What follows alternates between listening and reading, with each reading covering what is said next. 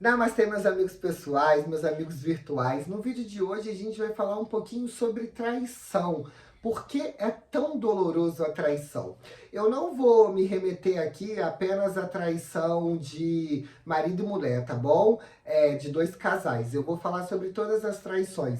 Por exemplo, a gente tem a traição clássica de Judas, né, que foi no campo da amizade, e a gente tem a suposta traição de Capitu sobre Bentinho. Enfim, seja milênios atrás ou na escrita contemporânea, a traição está muito presente nas interações sociais. E por que é tão doloroso e por que nós nos sentimos tão vulneráveis quando nós somos traídos? Primeiro, eu acho que a gente pode destrinchar um pouquinho uma coisa que é muito importante e a gente ainda não tem uma visão muito específica sobre o que é a confiança. O que é esse sentimento que faz eu pegar toda a minha subjetividade, vulnerabilidade e entregar de bandeja na mão do outro? Interessante, né?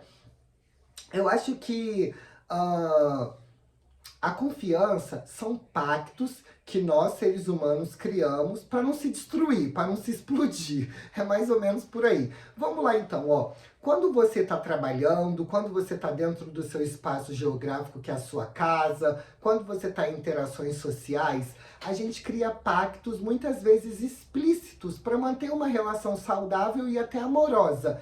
Então o seu patrão chega até você e fala qual é o pacto que você precisa para trabalhar nessa empresa, qual é o acordo que vocês têm que fazer. Dentro da sua casa, dentro do seu casamento, com os seus amigos. Nós criamos acordos sobre o que nos fere e o que nós gostamos e não gostamos. E muitas vezes, que é muito importante, esse acordo é verbalizado, ele é explícito. Você chega no fulaninho e fala, olha fulaninho, isso pode, isso não pode, isso eu gosto, isso eu não gosto, isso eu quero, isso eu não quero. E vocês vão criando, através de muito diálogo, o pacto, né? Muitas vezes a gente até faz uma jurisdição desse pacto, né? Que é o casamento, o contrato de trabalho, um acordo, enfim. O pacto foi criado. Muitas vezes esse pacto ele é implícito, que é muito perigoso, e eu vejo muitas vezes a gente praticando isso, que é o quê? A gente tem uma atitude, primeiro a gente tem uma expectativa de como o outro tem que reagir a algum comportamento nosso. E aí, implicitamente, a gente começa a criar cenários para que o outro atenda a nossa expectativa. Ai, meu Deus, que idiotice. A gente tem duas gargantinhas, só pegar e falar, amiguinho, isso me agrada, isso não me agrada. Mas, enfim, é um tema para outro vídeo. E aí, o que acontece à traição?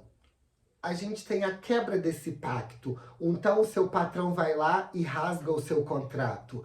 A sua mãe, os seus familiares vai lá e rasga o pacto. Vai lá e fere a lei número 1 do acordo de vocês. E muitas vezes essa traição, traiu porque estava sob ameaça, traiu porque queria um cargo maior na empresa, traiu porque queria um final de semana badalado, traiu porque queria um sexo momentâneo.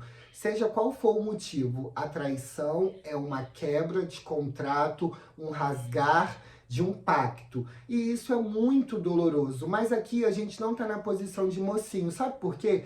Porque em algum momento a gente já traiu o outro. Algum momento a gente ignorou completamente a subjetividade dele e pensou só nos nossos ganhos.